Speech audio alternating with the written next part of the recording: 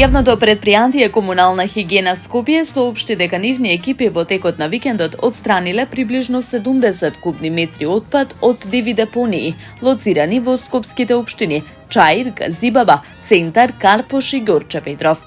Во општината Чаир е интервенирано на улиците Vukovarska и Крсте Асенов, каде што се подигнати 30 кубни метри непрописно одложен кабаст и градежен отпад.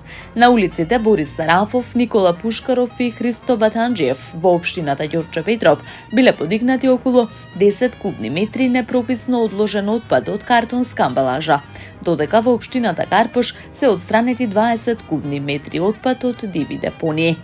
Воедно за време на викендот се реализирани активности за расчистување диви депонии на улицата Васил Ѓорѓов во општината Центар, како и на улицата 16-та Македонска бригада во скопската општина Газибаба, соопшти Комунална хигиена Скопје.